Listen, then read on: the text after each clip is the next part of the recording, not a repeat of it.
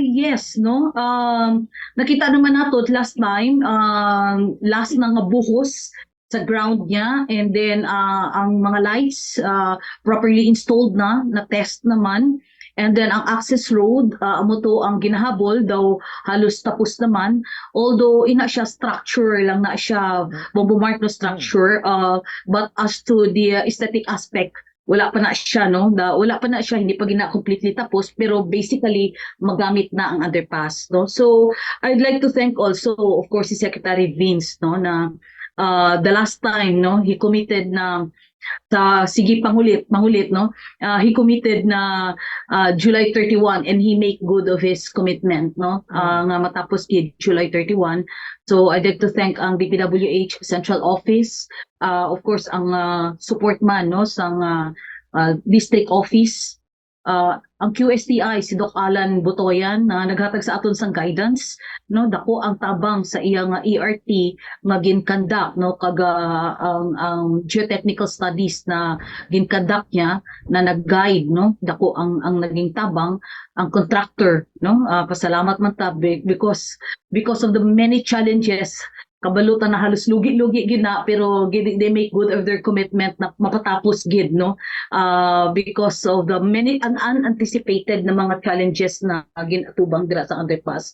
So while grabe ang challenges, at the end of the day I am thankful na finally maagihan na gid ang underpass, no, kag kung nagligad nga kusog ang ulan, nakita nato na wala na nagbaha, no, parehas ang dati. Nagawas na gid ang tubig towards the outfall.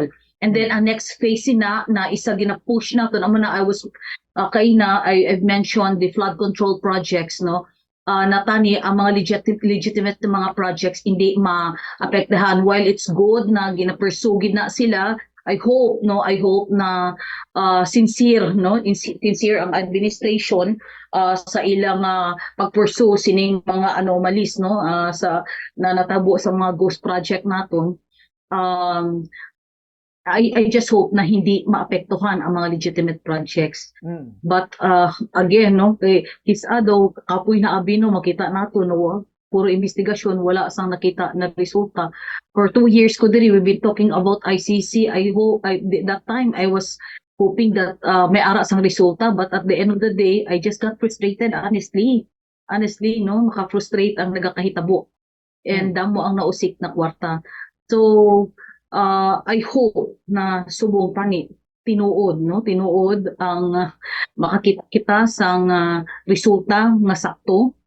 Although medyo cynical kita personally, no, but then and again, while they are pursuing that, ang aton lang tani hindi maapektahan ang mga much needed na mga infrastructure naton, labi na gyud ang mga flood control projects, lalo na kita sa Jensan.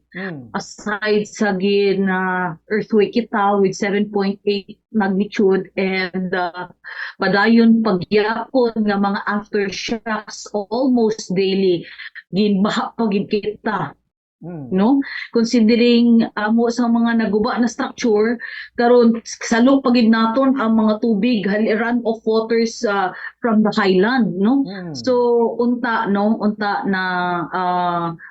ang mga it will not be affected, no, while they are pursuing ining ICI, rather I've been mentioning ICC, I'm sorry, ICI, no, when they are pursuing ining mga investigations, no, ang kaso unta hindi maapektuhan ining mga projects nato diri na legitimate projects sa General Santos City, much needed naton as well in other parts of the country.